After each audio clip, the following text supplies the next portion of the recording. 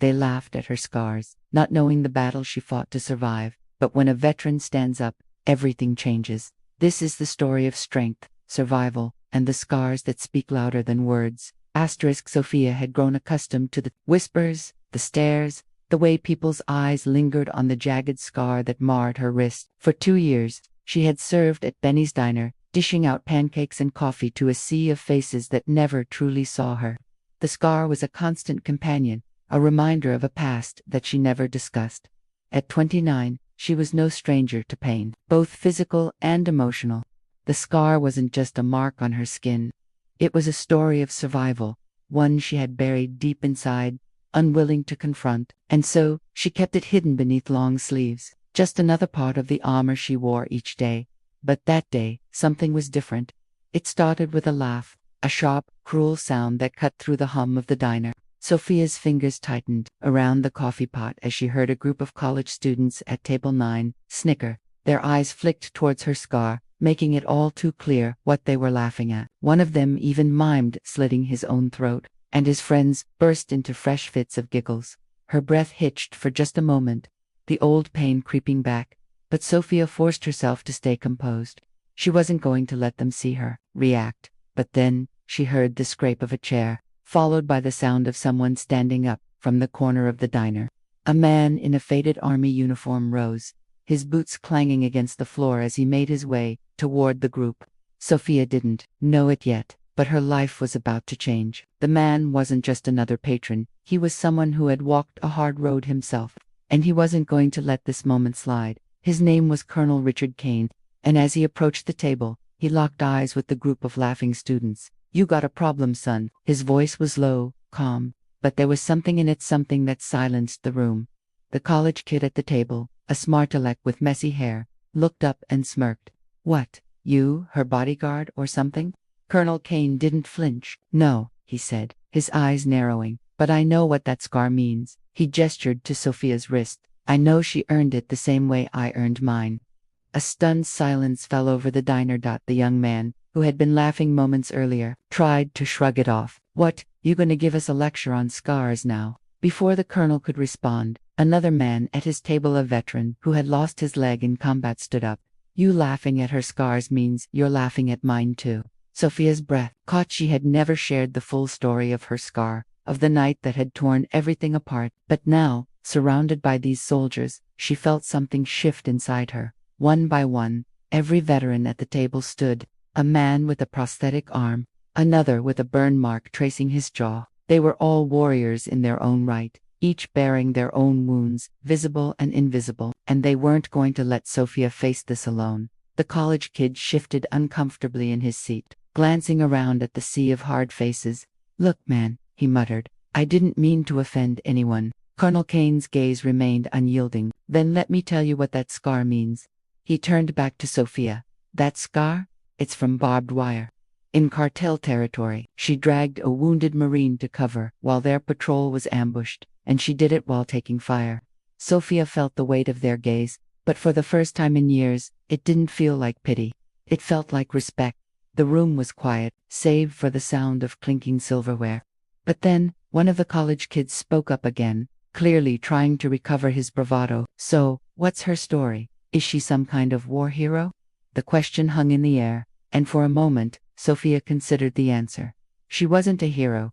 She wasn't anyone's idea of a warrior, but she had survived. That was enough. With steady hands, she placed the coffee pot down, wiped her palms on her apron, and met the college kid's gaze. "His name was Corporal Jake Rivera," she said, voice calm but unwavering, "and I'd do it again." The college kid's smirk faltered. The veterans around the table nodded in silent approval, their respect for her unwavering. No applause, no cheers, just a quiet acknowledgement of the truth. As the last of the tension melted away, Colonel Kane gave Sofia a long look, his expression thoughtful. "You ever think about re-enlisting?" he asked. Sofia smirked, refilling his coffee cup. "Who says I'm out?" she replied. For the first time in a long time, she felt proud of the scar that had once been her shame. It wasn't a mark of weakness, it was proof that she had fought and that she had survived. Sofia didn't think much about the people who came into Benny's diner. They were a blur of faces, some regulars, some tourists, all passing through her world without really seeing her. She had learned to be invisible, to stay quiet, to serve with a smile, even when her heart felt heavy. Every now and then, a curious glance would linger on her wrist, but most people moved on without question. But today, it was different. Today, the laughter felt too loud, too sharp, too cutting.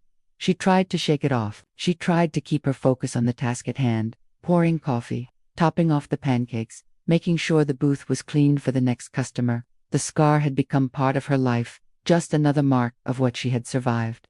It wasn't something she spoke about, something she acknowledged, but deep down, it was always there. The group at table 9 wasn't the first to make her feel like she was something to laugh at. She had endured the whispers in the break room, the uneasy stares from strangers when she wore short sleeves. But today felt different.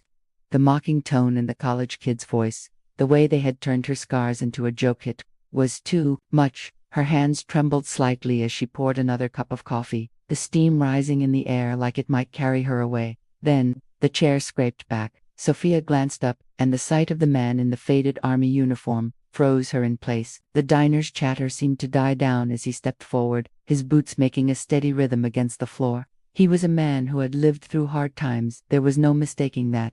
His posture was straight, and his movements were deliberate, like he was used to standing tall in the face of adversity. The group at table 9 didn't seem to notice at first. The college kid, still in his cocky mood, flashed a smile.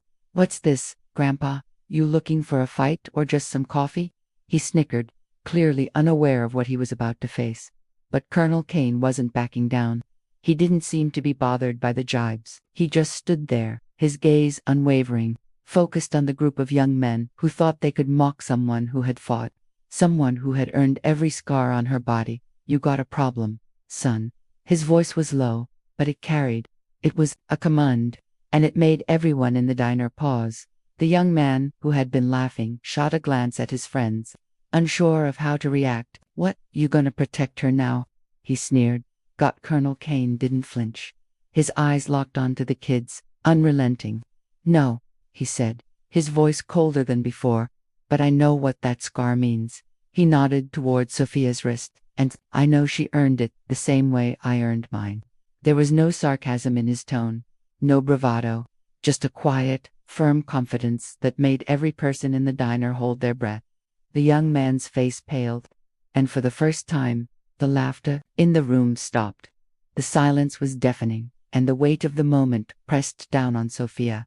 She hadn't expected this. She hadn't expected anyone to stand up for her, to make her feel like maybe, just maybe, she wasn't invisible after all. As Colonel Kane continued to stand there, the other veterans at his table rose to their feet. One was a man who had lost his leg in combat, his prosthetic arm steady as he adjusted his jacket. Another had a burn mark tracing his jawline, a scar that told its own story of sacrifice. "You laughing at her scars means you're laughing at mine too," the man with the prosthetic arm said, his voice steady and firm. His eyes locked on the group of college kids who had been laughing moments earlier. And then, one by one, the others stood. Each of them was a story of resilience, of men and women who had faced their own battles and came out the other side stronger for it. Each of them had a scar, a memory, a story to tell. Sofia could feel the heat rise in her chest, the emotions she had buried for so long, fighting to break free. She hadn't wanted anyone to see her scars. They were supposed to be her burden, her secret to carry alone. But in that moment, surrounded by the soldiers who had lived through their own horrors, it felt like her scars were no longer something to hide. The college kid, his bravado now shattered, shifted nervously in his seat. He looked around the diner, at the veterans standing tall, their eyes filled with quiet strength. He opened his mouth, but nothing came out. Colonel Kane's gaze never wavered. "Then let me tell you what that scar means," he said, his voice like ice. "That scar, it's from barbed wire. In cartel territory, she dragged a wounded Marine to cover while their patrol was ambushed. And she did it while taking fire." Sofia's pulse raced in her ears as the words hung in the air. She hadn't shared that part of her life with anyone. No one knew what it was like to drag a dying man through the mud, the air thick with smoke and gunfire, all while the world seemed to fall apart around her. But now, it was out there. The truth was no longer something she had to bury.